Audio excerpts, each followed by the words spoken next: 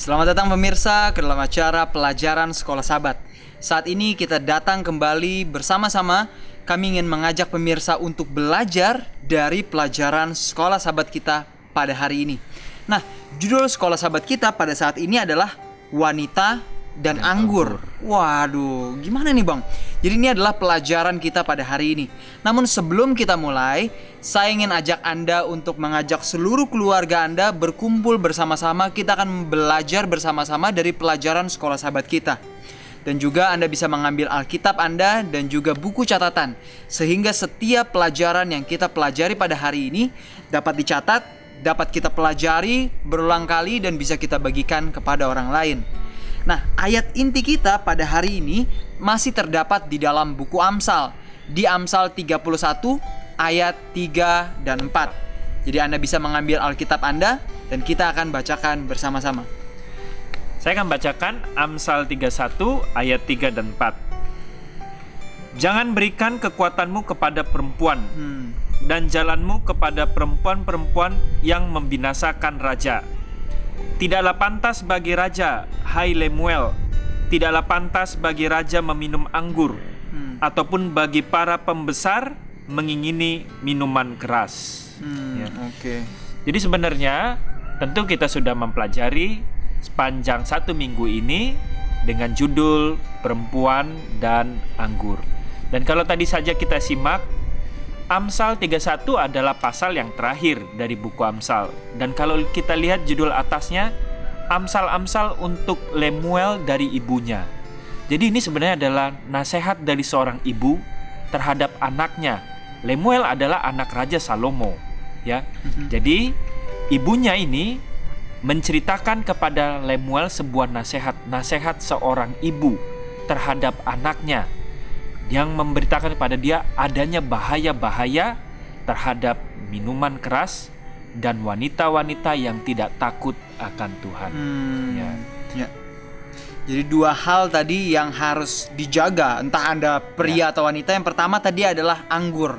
Betul. Anggur ini digambarkan sebagai sesuatu yang menyebabkan kecanduan. Betul. Mungkin hari ini kecanduan kita bukan hanya sekedar anggur.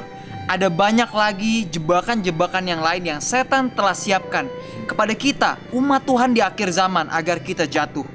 Di sini dikatakan sangat menarik bahwa di dalam buku Amsal awalnya diajarkan mengenai ajaran dari seorang ayah. Ya. Dimulai dari di Amsal 1, di Amsal 8, Amsal 2 dan berikutnya tentang pengajaran dari seorang ayah. Dan ditutup di Amsal 31 mengenai ibu, ya? nasihat dan pengajaran dari ibu. Ini menunjukkan betapa pentingnya sebuah keluarga untuk saling menjaga dan mempersiapkan generasi kita yang akan datang. Mereka lah anak-anak kita sekarang ini yang akan menjadi pilar-pilar di dalam jemaat, menjadi penopang di dalam masyarakat. Dan apakah sebuah bangsa bisa bertahan, itu tergantung dari bagaimana generasi yang sekarang. Itulah tugas kita sebagai para orang tua dan tugas kita juga sebagai anak-anak muda.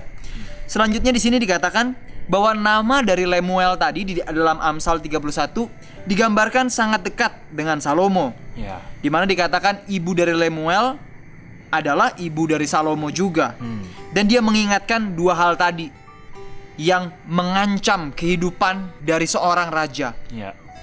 Kita pun adalah anak-anak Tuhan, ya kan? Kita pun terancam terhadap dua hal ini. Yang pertama tadi adalah anggur, yang menggambarkan segala sesuatu pengajaran. Juga di dalam Alkitab anggur digambarkan sebagai pengajaran atau hal-hal lain yang bisa membuat kita kecanduan. Dan yang kedua adalah wanita. Mungkin pasangan hidup bisa jadi gitu. Betul. Bang ya. Selanjutnya di sini dikatakan ada hubungan yang sangat erat antara anggur dan wanita. Untuk menjadi lebih efisien sebagai seorang pemimpin atau penguasa, seorang raja harus berhati-hati dengan pengaruh kepada siapa dia berhadapan. Nah, kedua faktor tersebut, anggur yang memabukkan dan wanita, itu akan menjadi sesuatu yang sangat berperan. Entah akan membawa seorang raja menjadi lebih baik, atau justru akan menghancurkannya. Nah, itulah mengapa di dalam memilih wanita yang tepat atau mungkin pasangan hidup yang tepat, ini adalah suatu hal yang harus kita pertimbangkan.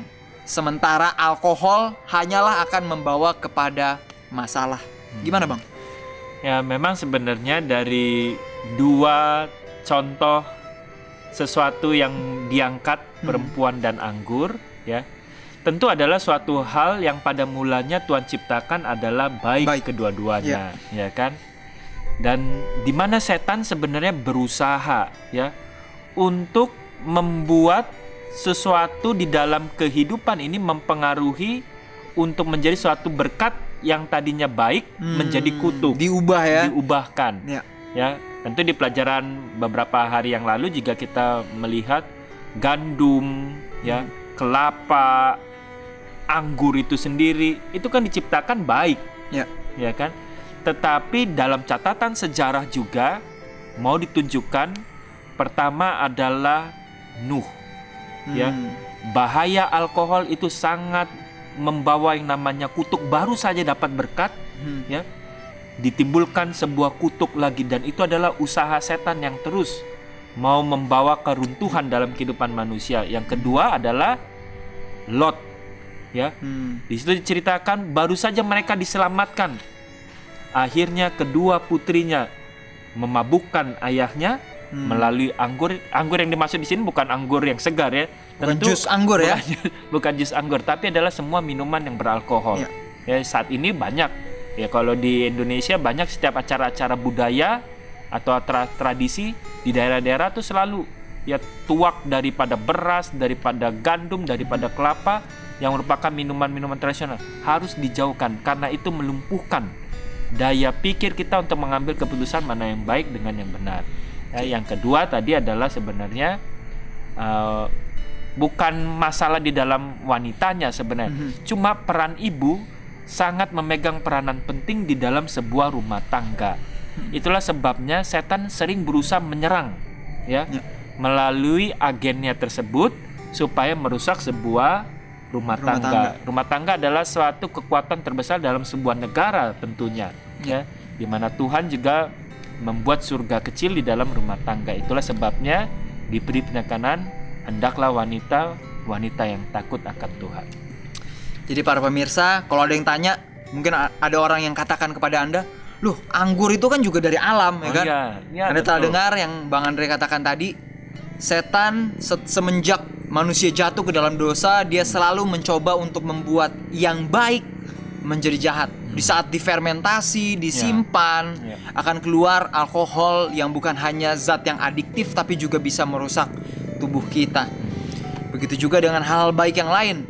Mungkin seringkali kita ngelihat anak-anak kita mungkin rajin belajar, tapi kalau sudah menjadi kelebihan waktu hanya tertuju ke situ terus, itu pun menjadi tidak baik. Tanggung jawab akan mungkin bisa ditinggalkan. Jadi hal yang baik, jika itu berlebihan atau bahkan kadarnya berbeda, seperti anggur tadi, anggur kalau di jus, wah itu nikmat sekali. Tapi begitu difermentasi menjadi sesuatu yang tidak baik. Begitu juga dengan dalam berhubungan antara pria dan wanita. Adalah baik, itu yang Tuhan telah berikan kepada manusia sejak awalnya. Tetapi jika digunakan dengan cara yang salah, dilakukan tanpa prinsip yang benar, tanpa tujuan yang benar, semuanya justru akan membawa kepada kebinasaan kepada orang yang melakukannya. Nah, di sini juga dikatakan bagaimana sangat penting dari peran ayah tadi. Dikatakan seorang ayah yang memperkenalkan sebuah kegiatan spiritual dan bagaimana untuk memperoleh hikmat. Sementara ibu akan memberikan konklusi bagaimana mengaplikasikan hikmat tersebut di dalam kehidupan. Jadi inilah yang kembali diajak ke dalam sebuah keluarga untuk saling melengkapi satu dengan yang lain. Karena dikatakan, karena apabila prinsip-prinsip keagamaan diajarkan oleh ayah, semuanya itu tidak akan berarti apa-apa jika tidak ada sebuah nasihat yang bisa menuntun kita untuk melakukan pelajaran dari keagamaan itu di dalam kehidupan sehari-hari. Jadi sangat penting bagi orang tua Kita bukan hanya sekedar mengajarkan kepada anak kita. Kayaknya banyak anak-anak, terutama anak-anak Kristen sekarang ya. Waduh, cerita Nuh, Daud, Daniel, tahu semua. Mereka bisa sebutin, kadang ada yang bisa ceritakan. Tapi kalau ditanya, kalau begitu apa aplikasi yang sehari-hari yang bisa kita lakukan dari situ? Seringkali banyak yang nggak tahu.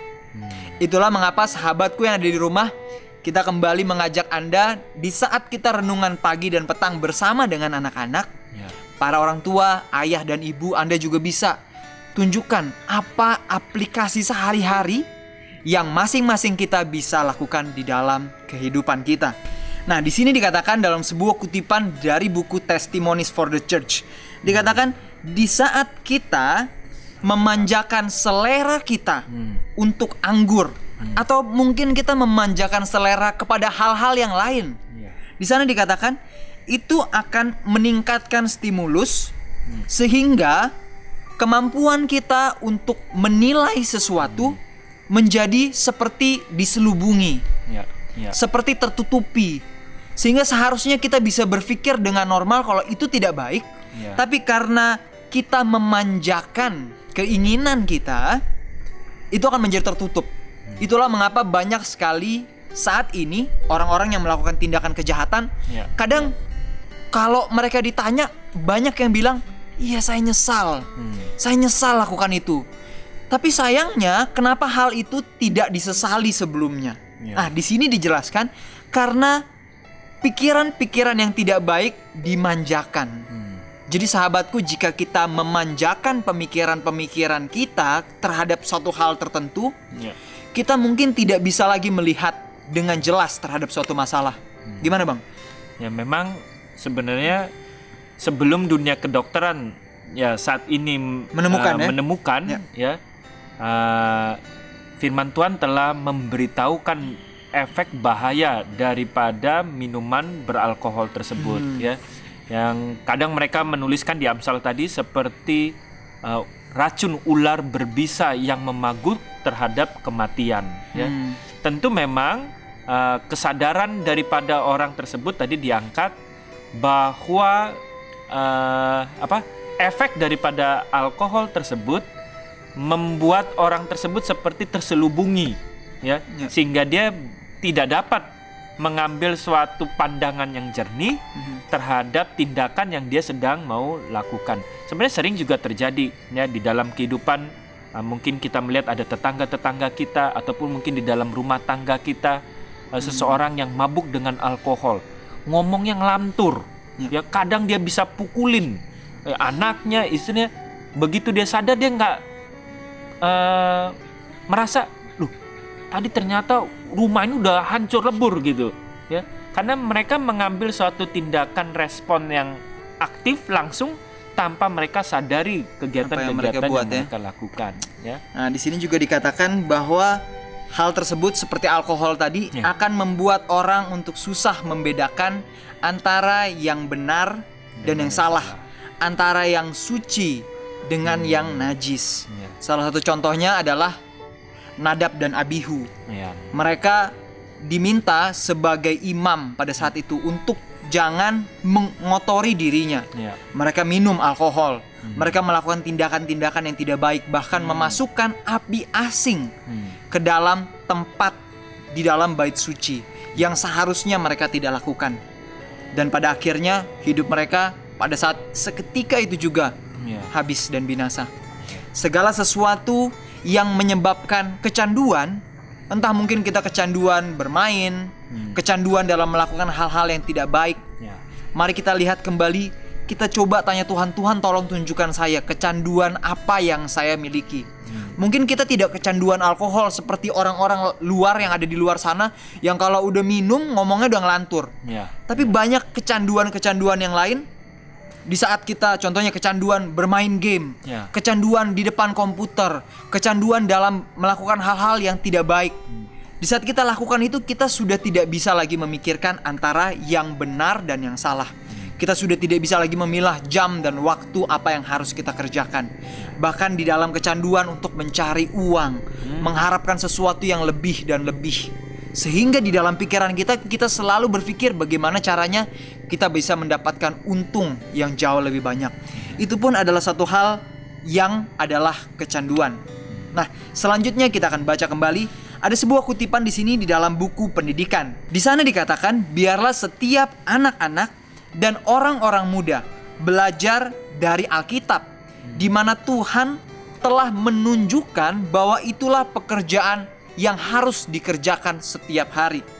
Jadi sahabatku, saat kita membaca Alkitab, jangan jadikan Alkitab sebagai sesuatu hal yang hanya lewat begitu saja seperti yang kita ceritakan tadi. Marilah kita dikatakan kita pelajari itu dan jadikan itu sebagai tugas kita di dalam satu hari.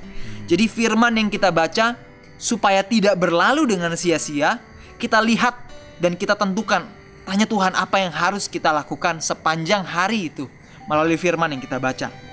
Dan dikatakan biarlah mereka membaca firman Tuhan dan belajar seperti wanita yang bijak yang digambarkan di dalam buku Amsal, di mana wanita yang bijak ini dikatakan dia selalu mencari sesuatu yang bisa dia kerjakan dengan tangannya. Jadi deskripsi dari wanita yang bijak atau orang-orang yang bijak di sini dikatakan bahwa mereka bekerja dengan sekuat tenaga dan juga bekerja dengan kerendahan hati. Dia menanam dan memperkuat tangannya. Dia mengulurkan tangannya kepada orang-orang yang miskin dan orang-orang yang membutuhkan. Yang melihat, dia selalu melihat bagaimana kehidupan dan perjalanan dari rumah tangganya. Dan dia tidak memakan roti dari kemalasan. Amin. Inilah gambaran dari wanita yang bijak di dalam buku Amsal. Wanita ini bukan hanya menggambarkan seorang wanita yang harus kita cari sebagai pasangan hidup, tapi inilah gambaran dari wanita yang Tuhan cari sebagai pengantinnya. Wanita atau umat Tuhan yang ditunggu. Dalam Wahyu juga banyak gambaran menunjukkan bahwa wanita itu sebenarnya adalah umat Tuhan, jemaatnya ya. Jadi marilah kita di dalam kehidupan ini bukan hanya mengejar sesuatu yang akan binasa. Biarlah kita bekerja dengan sekuat tenaga, dengan kerendahan hati, bukan untuk terus menimbun kekayaan kita. Biarlah kita mengulurkan tangan kita kepada orang-orang yang membutuhkan, orang-orang yang berkesusahan. Bukan hanya kesusahan fisik saja sesungguhnya, tapi banyak orang di luar sana yang saat ini sedang membutuhkan, dan kebutuhan yang paling besar yang mereka butuhkan adalah pengampunan dari Tuhan, penebusan, kebutuhan yang sedang ditunggu oleh setiap orang yang ada pada kita, yang harus kita bagikan kepada orang lain, bukan hanya sekedar melalui kata-kata kita, tetapi juga melalui setiap hal yang kita lakukan di dalam kehidupan ini. Gimana Bang? Dan mungkin pemirsa, ini adalah pelajaran yang terakhir kita, tapi biarkanlah melalui pelajaran sepanjang satu kuartal ini, kita dapat terus mengulangi kembali mengenai kebijaksanaan hikmat yang merupakan suatu hal yang perlu kita cari berdasarkan firman Tuhan. Sebagaimana Raja Salomo, dia buka melalui nasihat seorang ayah, dan dia tutup di Amsal 31 melalui nasihat seorang ibu. Biarkanlah para orang tua selalu mengutamakan nasihat firman Tuhan. Karena ketika Raja Salomo diminta kepada Tuhan apa yang kau minta, dia bilang kepada Tuhan, Tuhan berikanlah hikmat. Hikmat adalah firman Tuhan. Untuk itu para orang tua, kepada sahabat-sahabatku juga orang muda, carilah selalu lebih dahulu kebenaran firman Tuhan, hikmatnya di dalam kehidupan setiap hari. Dan jalan-jalan kita akan selalu dituntun ke dalam jalan arah kehidupan yang jauh lebih baik. Amin. Agar kita juga bisa membedakan kehendak Tuhan dan kehendak pribadi antara yang benar dan yang salah, yang suci dan yang najis. Sampai di sini pemirsa, pelajaran sekolah sahabat kita pada hari ini. Sampai bertemu lagi di acara yang berikutnya. Tuhan memberkati. Namun sebelum kita selesai, jangan lupa untuk membagikan pelajaran yang kita pelajari pada hari ini kepada paling kurang satu orang pada hari ini. Biarlah berkat yang Anda dapatkan juga bisa dirasakan dan dihidupkan di dalam kehidupan kita, juga kehidupan dari sahabat-sahabat kita. Tuhan memberkati dan Maranatha.